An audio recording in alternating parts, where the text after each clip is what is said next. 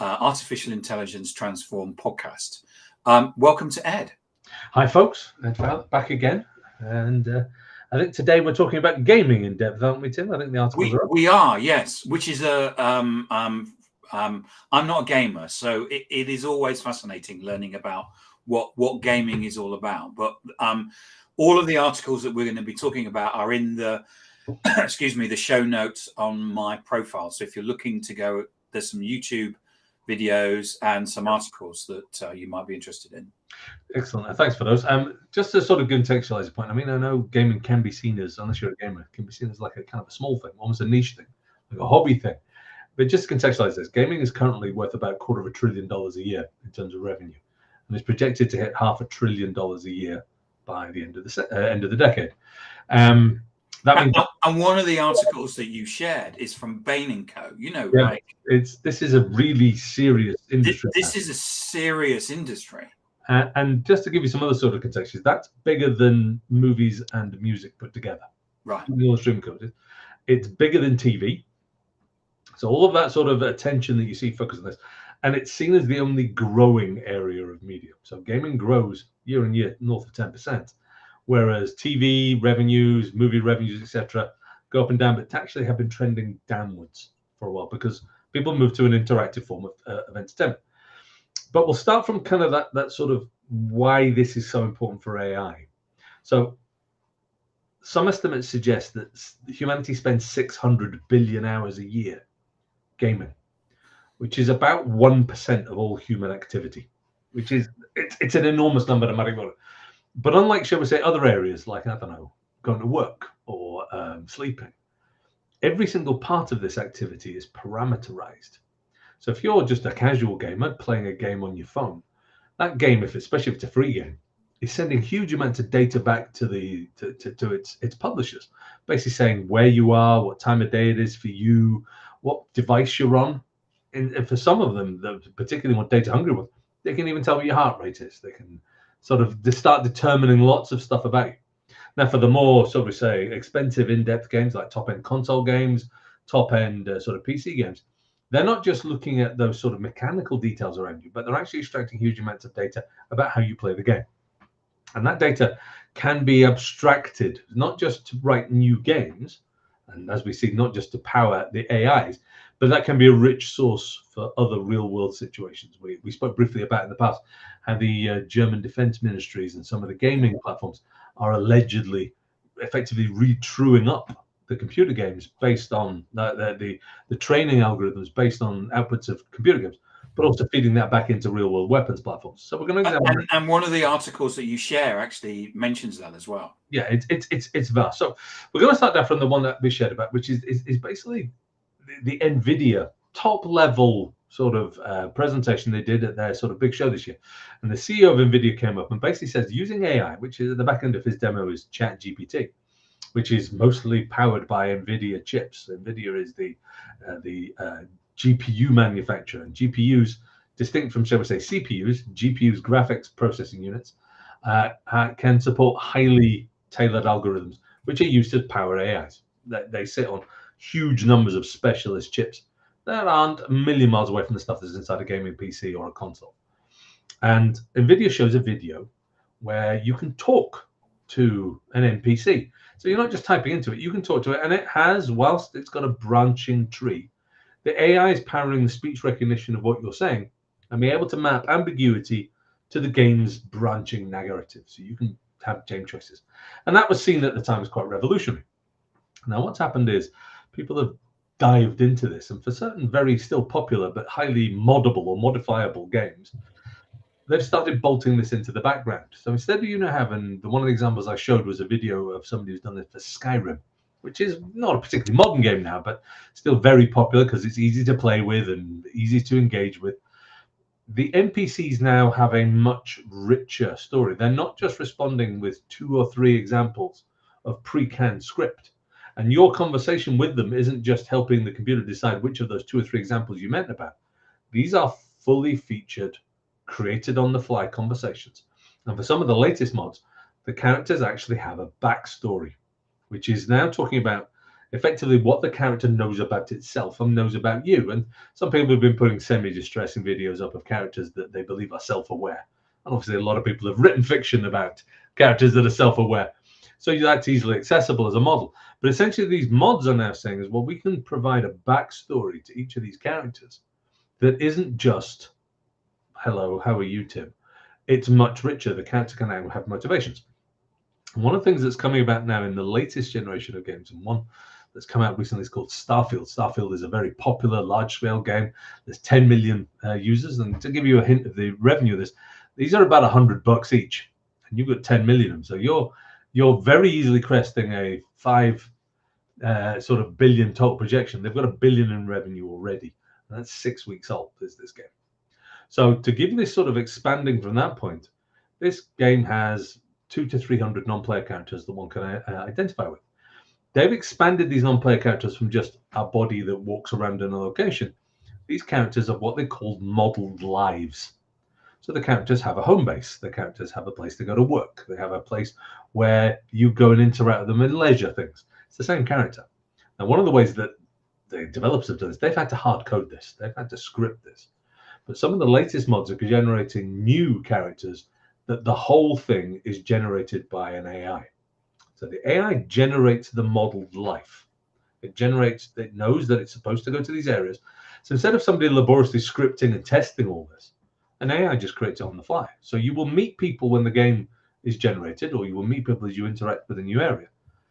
The AI creates their entire backstory, plus their modeled life, plus the locations they're in, and can even work on perhaps how the character looks, which means your game experience will be unlike any other human's game. It's now totally different, which again is now fed by data power, and all this type of stuff is coming through. Now, that depth of complexity was simply not possible until without heroic efforts. So some indications say that Bethesda, who are the publisher of this game, Starfield, which have a small hint of this, spent over $1 billion developing this game. This is 8 or 9 years of very solid development teams. This is development teams in the hundreds. This is development teams creating assets on top of it. And that's without any startlingly new technology. It's a game engine they've had for a while. This is creating assets and stories and testing. The new AIs can not just do a chunk of that work. So effectively, the product of these AAA games is going to get a lot larger. These stories can be richer, more interactive, more attuned to you. We're calling it real-time narrative is this thing. It's not just like real-time interaction. It's real-time storytelling. The story itself becomes richer. But also this has some significant implications on the development pathways of these games. So Bethesda employs several thousand people. And you've already seen some of the studies that are shared that organizations are starting to get into effectively, 80% of them saying we're going to get rid of developers. We're going to get rid of people who create story. We're going to get rid of testers because the AIs can test the game. They could act as the player and play it through and flag results. They can create narrative and story. They may be able to create assets. So you get a thinner glaze of this, which has some profound implications about an industry which globally employs more than 1 million people. And these aren't 1 million people who've been radically offshored or anything. These are 1 million people who, on average, take home over $50,000 a year. These aren't junior resources. These aren't somehow sort of forgotten offshored resources, etc. These are visible resources. So there's going to be some implications about policy. You've seen the current strikes that the SGA and the screenwriters are having over the use of AI in films, which is mostly looking at the talent base. You're going to see the start of strikes from these individuals and sort of actors and writers about the impact of gaming on their talent base, because this is a nice little revenue earner for a lot of actors and writers. But actually, the biggest impact is going to hit fair and square on the technology teams that underpin this. There's going to be a huge shift there. Now, I think one of the things that the actors are going to start striking here, they're a bit late, is the main thing. So there's two forms of acting in a game. There's banner headlining. So you have, let's get Idris Elba, perhaps in a game. Yep. It helps you sell it, but you're selling on Idris's name. However, most of the sort of other actors, there is enough already pre-scanned individuals. There was a story from about 10 years ago as this first started, where they offered free copies of a game to everybody that entered their office and would agree to be scanned. So in one game, they'd scan the FedEx guy, and another game they'd scan the delivery teams, and another scan they scanned the receptionist. None of those individuals knew what they were really signing up for, but their basic parameters as a human being have been echoed and repeated inside games ever since. Now, you could say that's pretty unethical. You haven't explained to everybody that their echoes are going through. But what's going to happen now is the AIs are going to start creating characters, human-like characters, that don't have any implication. And I think what an awful lot of the current media is talking about is this first-order stuff. I am a famous actor. I am a jobbing actor. I'm an extra. They will use my likeness. They will use my voice. They're not going to use your actors and your voice. They know what a human being looks like. They know what a voice sounds like. They can make it up. You're not and also going to see as much of a shift where you're seeing these banner headlines. The last big one has probably been a game called Cyberpunk 2077, which is Keanu Reeves as a big story player in that. And he was part of the production team and got very involved in it. I don't think that's going to happen as often because you're going to see more and more of the silent protagonist. So your character doesn't say anything. You say it instead of the character. So you don't need an actor playing you. Yeah. Second thing is you're going to see a richer world. And if you're trying to build in sort of player intimacy and player immersion, meeting Keanu Reeves or meeting Idris Elba doesn't help your immersion in the game. Yeah. Even if they're playing a character. So I think that particular strike isn't going to have huge amounts of impact. You may just see a lot of games that don't have famous people in it. I'm not entirely sure you're going to notice the difference. But that is just the wave now. This next wave is this massive depth and complexity, which is going to have some really profound implications for the business. Number one is about 10% of business is these high-end games. There's a huge amount of these low-end games, but 10%, which is say 25, 30 billion a year, is these top-end games, which require significant investment in the player on a platform, on the game itself, and the player expects a certain amount of return. You've either got these online games where you're playing other human beings, or you're immersing yourself in the narrative. And this year in gaming has been about these solo games. They're not online, they're not multiplayer, where you immerse yourself in a rich and very compelling narrative. Now, in those games, there is a significant downstream tail that makes up a very large amount of their revenue return called downloadable content, which is additional story components, additional compelling things for you to do, new characters or whatever. They're not just in-game cosmetics. They're not, shall we say, yeah, you can download an extra gun or you can download a pretty picture for your car. These are new and quite complex areas. And that's a business in itself that's worth $30 billion a year in downloadable content of narrative. Now, that entire business is now under threat. You're not going to see that same additional model because the games of 2024, 2025 will have that evolving storyline in them. You may be able to download some different parameters that help with the game's evolution, but the actual idea that you're going to run out of story in a game simply isn't going to happen anymore. But they must come up with some other way to monetize. Well, this is quite interesting. So there's a small industry at the moment. Small. It's about $7 billion a year. It's called in-game advertising. Okay. And most of that is targeted to, the sponsors. You imagine you're playing a football game. You're playing a car racing game. There are adverts if you are at a football pitch. You were adverts as if you were at a race meet. Yep. There is that degree of advertising. It's basically in-game banners. Right. And that's something that's real. They're starting to get quite clever. Those banners switch out and become contextual to you rather than just. And obviously there's game sponsorship as well where people want to put this through. But there's a new field that's starting to come. If we're calling it sort of real-time narrative creation, there's real-time narrative advertising, which is a much richer advertising model. Now, this is a tiny model. There's, I call out a couple of links in there of companies that are starting to look at it. But the primary thing you're looking at there is the injection of a compelling need for you to interact with a brand. Rather than I'm driving along in a car racing game, I see a poster go by that goes Pirelli. Great. See Pirelli, tick. It's about the same as advertising as you would see if you saw it at the race meet itself or at a Grand Prix. Same as if you're playing a football game, you'll see sponsorship by Adidas or advertising at the back of it. They're not hugely good advertising. In fact, some research suggests it's actually less interacted with than if you saw them just in the real world because your attention is focused on the game. Yep.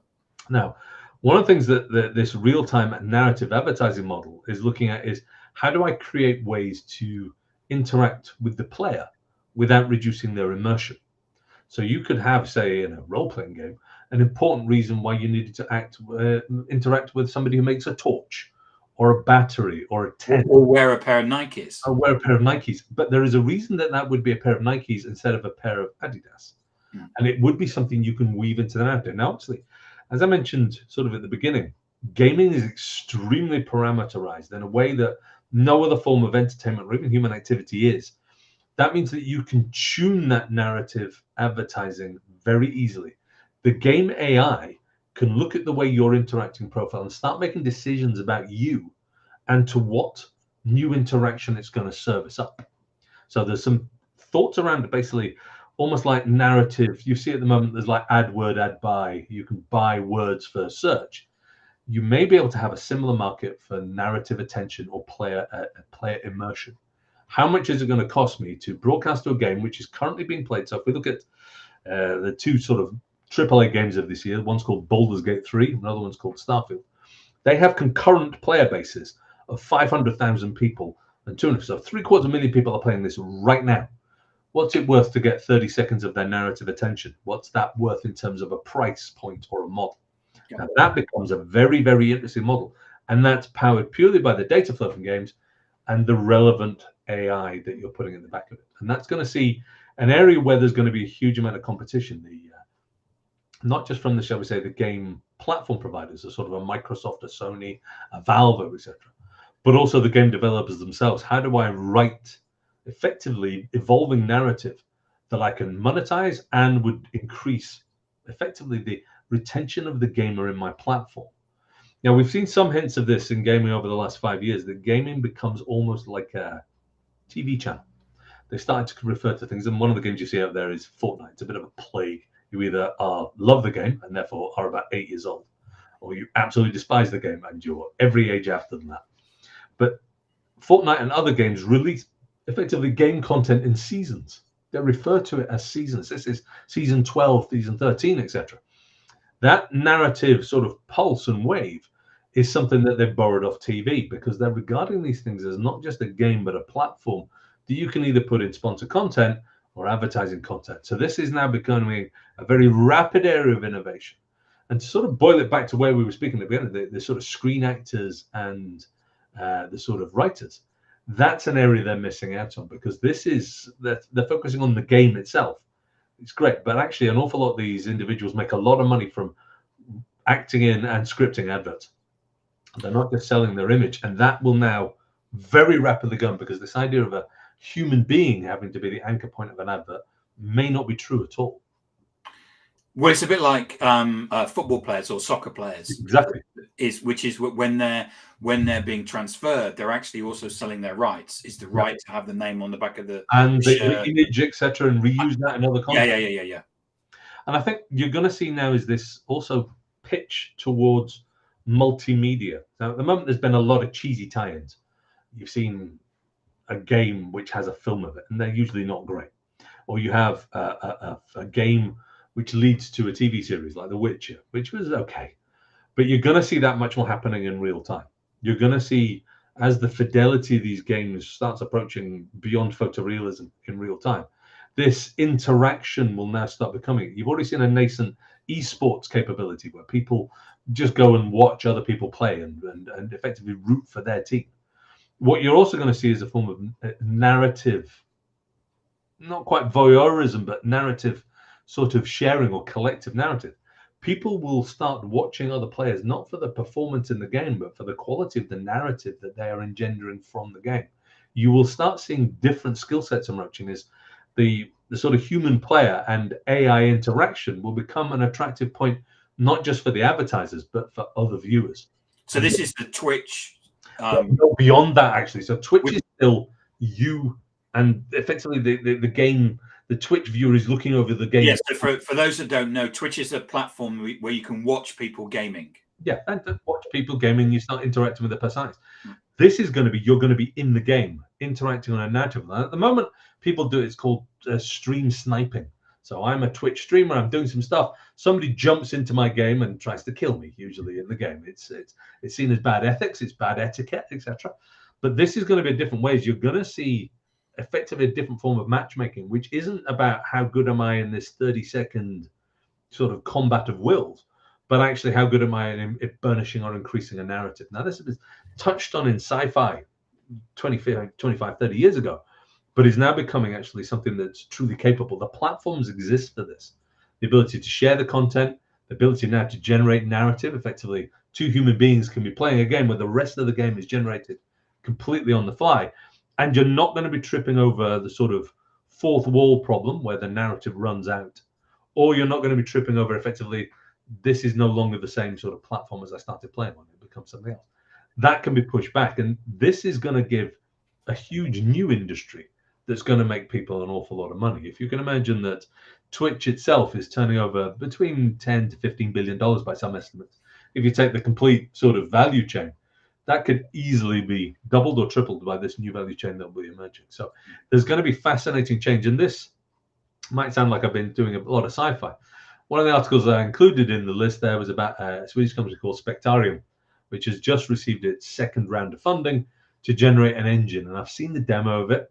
It does generate new content on the fly that fits in with both the narrative envelope of the game, but actually your intentions as a character and the way you've been playing it. So instead of you playing a role and having to alter behavior, the universe fits and matches to the way you play the game. And it's an area of not just very rapid growth, but I think some fascinating sort of deeper conversations, not just in terms of which money you're playing, but the impacts for humanity and the impacts for the million or so people that work in the trade. It's going to be very interesting.